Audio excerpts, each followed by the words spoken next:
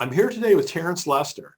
Terence is a minister, speaker, community activist, author, and founder of Love Beyond Walls, a nonprofit organization focused on poverty awareness and community mobilization.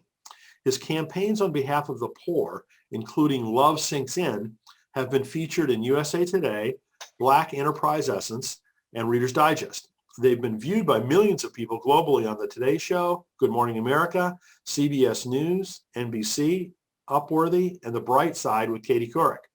His books include I See You, Getting Past Stuck, Simple Prayers for Hurting People, and Identity Theft.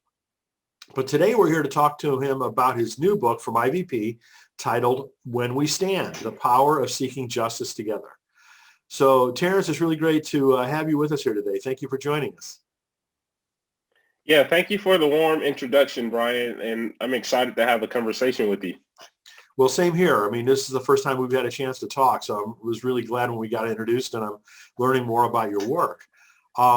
So maybe you can tell us just a little bit more about your background besides what I had indicated there.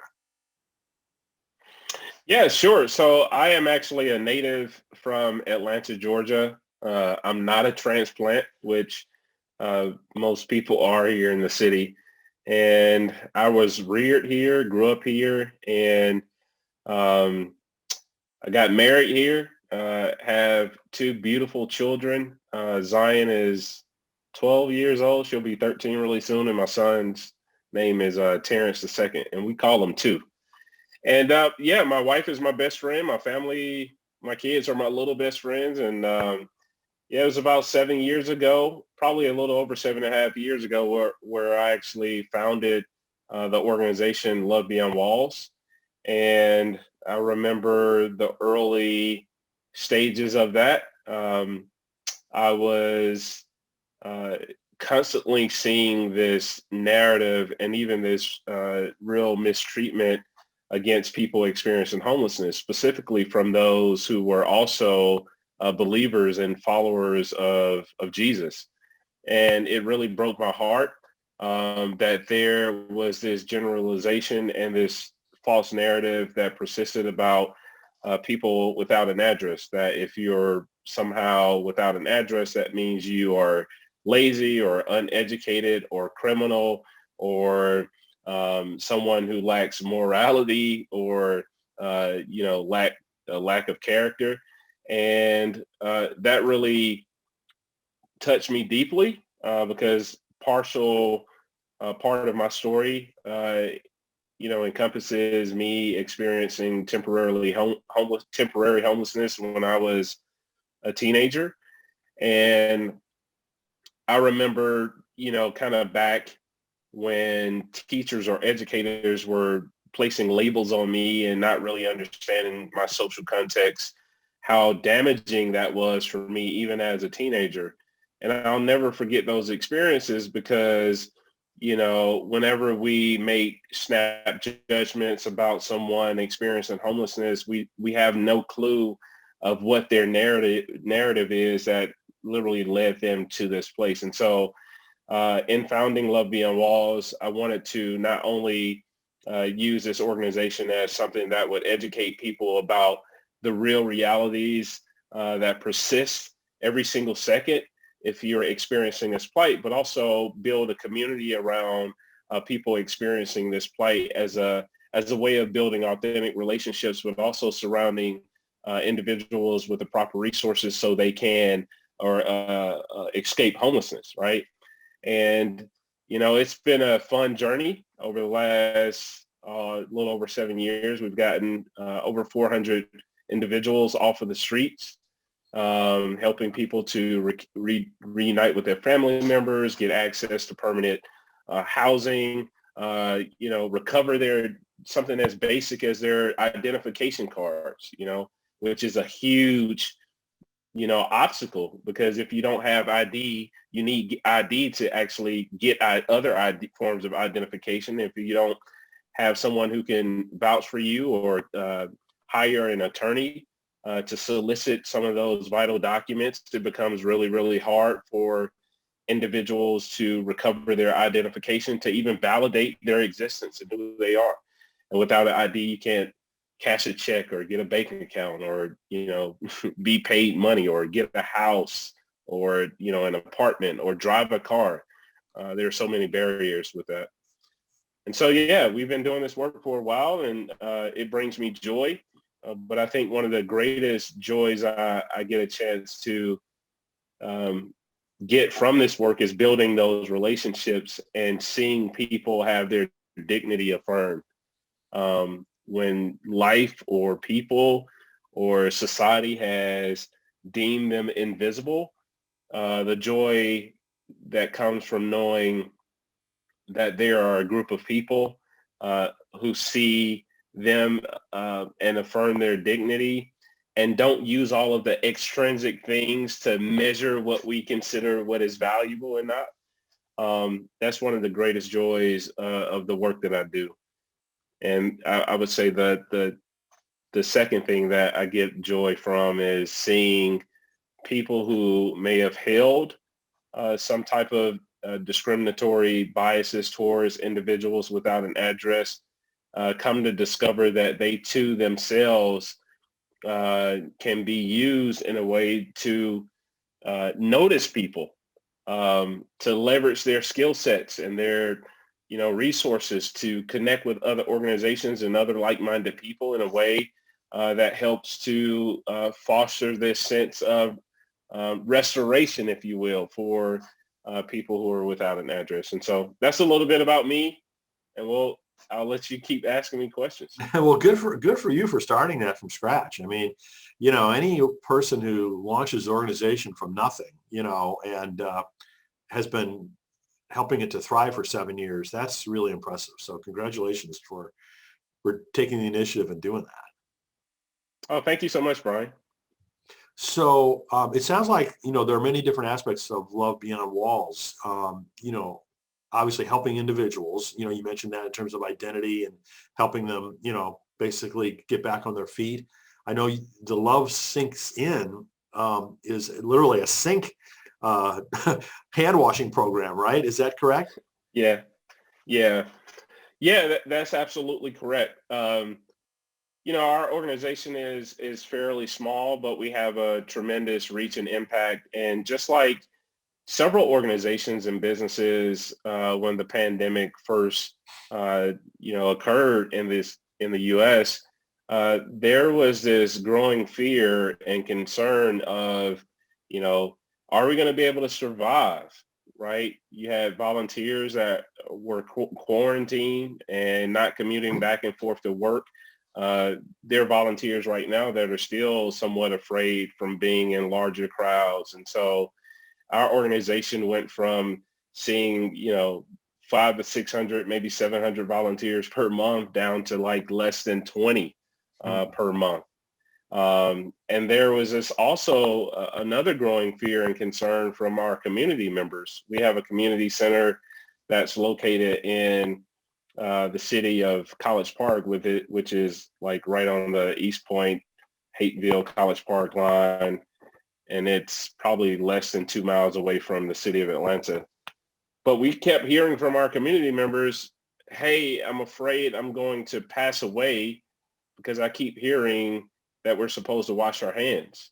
Isn't that what the CDC is saying? And, while we were watching people literally argue, fuss, and fight over toilet paper and paper towels in the grocery stores, we saw this community and this growing need amongst people experiencing homelessness, not having access to the basic resources that the CDC was saying that we needed to protect ourselves, which is soap and water. And because traditionally our organization has been known for using RV units to provide housing for individuals until they are able to, be stable and get their own, housing. There were several features on this RV unit that is oftentimes used for leisure, right? Portable cooking stations, porta potties, portable hand washing stations. We had the idea to repurpose the portable hand washing station to service this growing need amongst people experiencing homelessness. And so one day I told my wife, I was like, I think I want to start putting sinks in the streets. And she says, sinks in the streets. And I was like, yeah, walk over to the sink. We could wash our hands, but, people experiencing homelessness don't have access to go into public libraries and businesses, etc. And she said, yeah, you should do it. And so we started with 5. I had a friend named Lecrae who donated an additional 15. We grew to about 50 in the city of Atlanta underneath bridges and in partnerships with public parks and organizations. And before you knew it, the story spread and it went viral.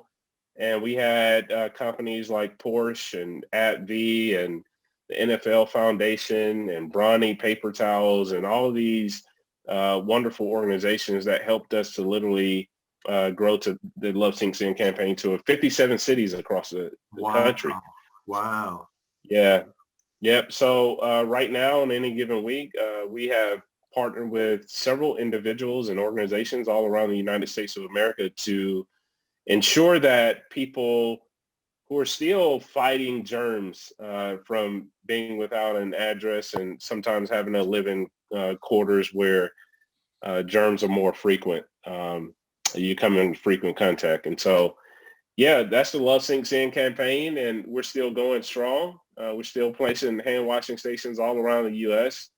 And yeah, it's fun to see sometimes, a person who hasn't washed their hands in like a couple of weeks literally tell us that their greatest joy was to be able to wash their hands before they eat a piece of food, which is really deep and also humbling at the same time as it relates to the lack of access that some people without an address may have. I mean, the rest of us take so much for granted. It's right. It really puts things in perspective when people tell you something like that. So I mentioned that you're coming out with a new book, but I think that's at least your 5th book. Is that correct? I've written quite a few, and this is my 2nd traditionally published book, but my 7th book altogether. Wow. I had a run in my 20s. I remember just trying to write as much content as I could and document my own evolution and story of, growth as a young man, and always fought to like try to figure out how I could get an agent or somehow land a publisher. And my wife would just constantly tell me to continue to write and write and write. And finally I landed one, and I'm with my 2nd book with IVP, which I'm really excited about. And it's called When We Stand, The Power of Seeking Justice Together. And I think this book is so central to this moment in history. And the reason I say that is because I was literally writing this book during the pandemic while grieving, losing some of my friends experiencing homelessness to COVID, seeing this growing disparity for people experiencing homelessness, like early on not being able to be tested or, being limited with the number of shelters that would allow people to come in and sleep.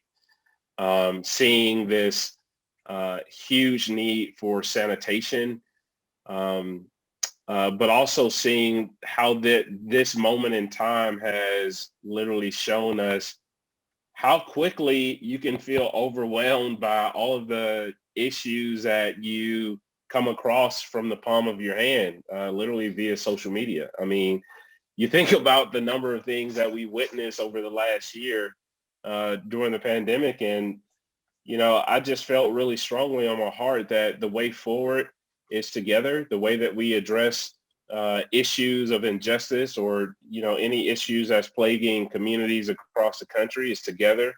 The way that we heal is together.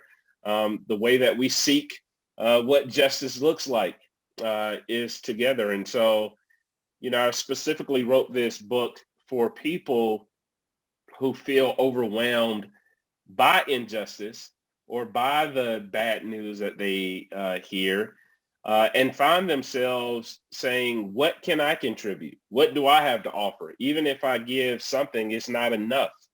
When in actuality, it is. When you think about it, when you offer up your skill sets or your talents or your volunteer hours or whatever it may be, and you connect that to other people giving their small contributions, that actually gives the Lord an opportunity to do massive amounts of change. Even if it's not on a larger scale, we get a chance to see people experiencing homelessness who've been living out of a car find respite in a permanent housing. We get a chance to see the mothers or the grandmothers who have been food insecure because of the pandemic, because they've been furloughed, receive the type of nurturing and care and support that they need to make it through. We get a chance to see people get access to voting who've been discriminated against. There are so many wonderful things that can come from people actually coming together and joining in community with other people to take a stand against, people or to take a stand against things that may be causing some disruption in our world.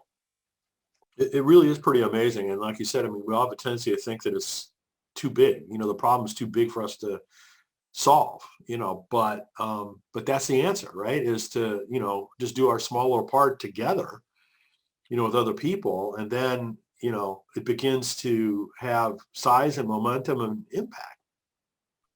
Yeah, we're all needed, And the thing about it is I've been using this metaphor or analogy of a puzzle box.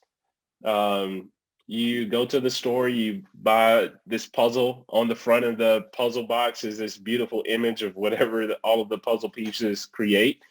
And they all have to come together to create this picture, right? Well, there are some people sometimes that feel like their piece of the puzzle is too small. They are measuring themselves up against other people's contributions, when in actuality, every single piece of the puzzle is needed.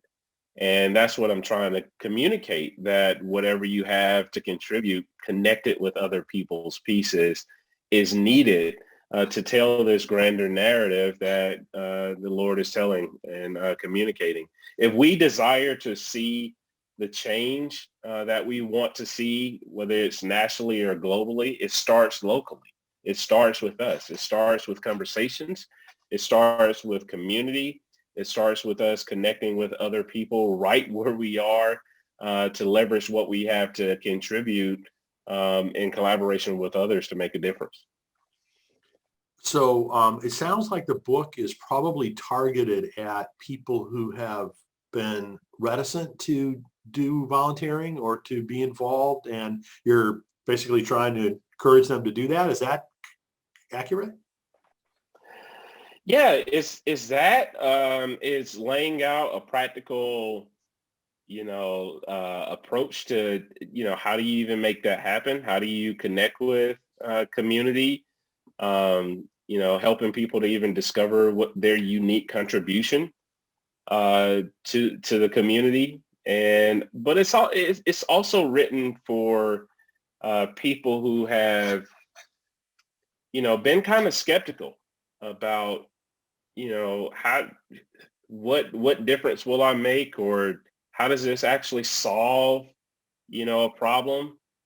And people who have just maybe held one type of narrative that, thinks that it's a lost cause altogether.